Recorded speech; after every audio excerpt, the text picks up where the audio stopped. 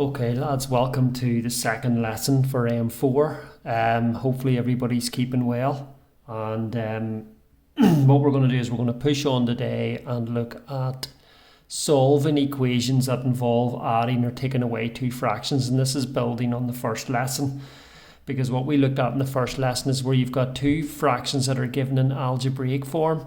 You can add them or take them away to simplify them, but sometimes you'll get an equation where that happens, and what you have to end up doing is solving the equation, which will end up as a quadratic equation. So what I'm going to do today is I'm going to show you a couple of examples, and then I'm going to post on Google Classroom an assignment that I want you to finish by the end of the day. Now, just to remind you, you should be online during your maths lessons whenever you have them during the week. And then you should be picking up the work. I will set the work daily whenever you have your maths, and I'm expecting it to be returned by the end of that day. If the work hasn't been returned, as I say, I'll contact home and to find out why that's happening. So the first example is this. I'm going to talk to you about it now on the page. So you've got 10 divided by x plus 3 minus 2 divided by x equals 1. Now this is different from what we looked at the last day in the first lesson, because we've got an equals in it, so it's an equation, so it's equal to 1. But you've got two fractions that are taken away, and what we're going to do is we're going to combine these first using the method that we learned in the first lesson, and then we're going to try and solve it equals 1, and we're going to see how it works out. So what I want you to do first is I want you to concentrate on the left hand side of the equation that I've underlined, and I want us to combine these two using a common denominator like we did before. So I'm going to go x times x plus 3. So multiply these two to get the common denominator. Draw a line across. Cross multiply. X by 10 is 10x minus 2 times x plus 3 equals 1. So what I've done is just the same method that we learned in the first lesson, where you multiply these two together to get a common denominator, and then you cross multiply like I've done on the top. So what I'm going to do next is simplify the top line, and you get 10x minus 2x minus 6 all over, multiply this out, x squared plus 3x equals 1. Okay, simplify the top line and you get 8x minus 6 all over x squared plus 3x equals 1. So that is the first bit of work you need to do. You need to take these two fractions and you need to simplify them. You need to combine them down here, and that's what I've done here. Now is the bit that you want to do a wee bit extra to solve the equation. So to do it, this on the bottom, you're going to bring up here and you're going to times it, because it's dividing here and you're bringing it up, you're going to times it by 1. So you're going to get 8x minus 6 equals 1 times this, which is just x squared plus 3x. So what have I done? I've brought the thing on the bottom and I've multiplied it up by 1. This is a quadratic equation, and remember I said in class before Christmas that if you have a quadratic, you have to set it equal to 0 before you solve it. So in order to do that, we need to bring these two terms over to the right to make it equal to 0. So that's going to give us x squared. The 8x moving against the 3x is minus 5x. This is going to be plus 6 equals 0. So you need to move the 8x over, it becomes a minus 8x, and taking that away from the 3x going to give you a minus 5x, and the minus 6 brought over is going to be a plus 6, and that's why it's there, and you get your quadratic equal to 0. So we're going to use the formula to solve our quadratics, because I will do a lesson on factorising later on, but we're going to just solve it using the formula. Now the formula is minus b plus or minus the square root of b squared minus 4ac all divided by 2a. Okay, where a is the number in front of x squared, which is going to be 1 for us. B is the number in front of x, which is going to be minus 5. And c is the number on the end, which is going to be 6. So I'm going to plug these three numbers into the formula and it'll give me my two answers for the equation.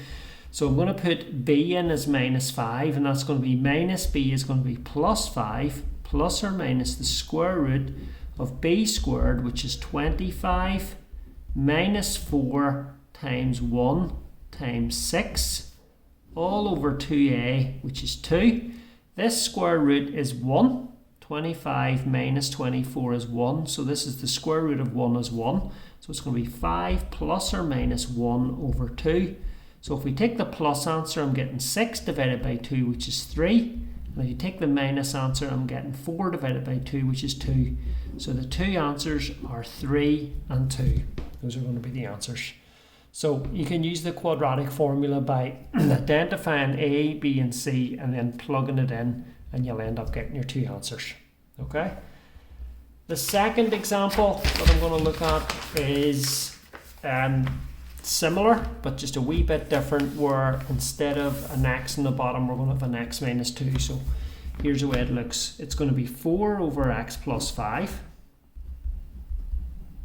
4 over x plus 5 minus 3 over x minus 2 equals 3. So where do I start? Get a common denominator, and I get x plus 5 times x minus 2. Cross multiply 4 times x minus 2 minus 3 times x plus 5 equals 3. Okay?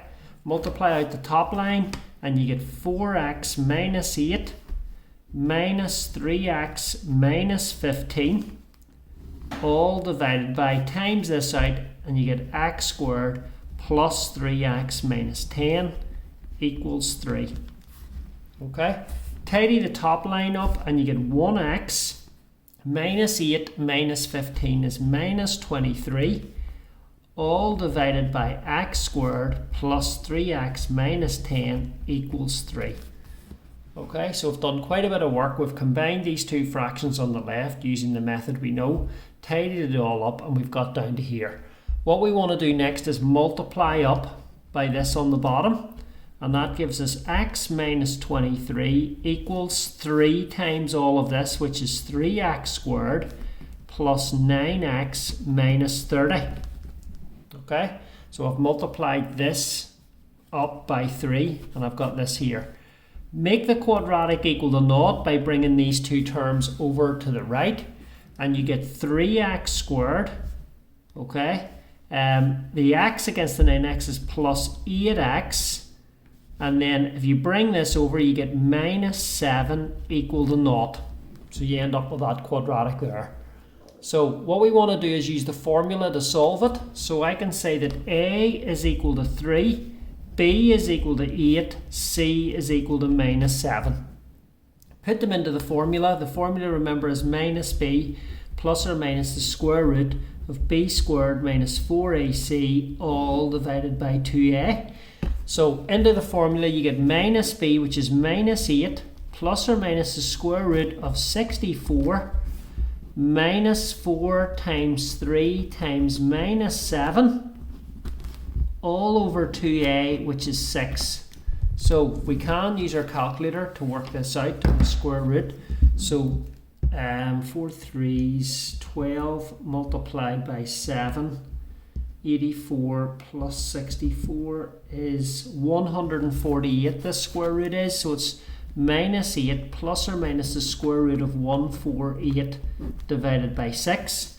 So let's take the first answer, which is the plus answer. So we'll go minus 8. And then we'll go the square root of 148. Give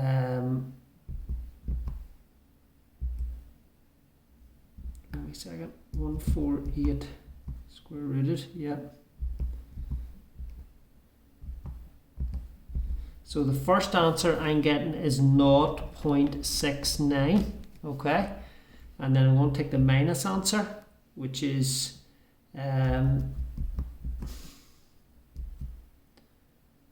so take away 8.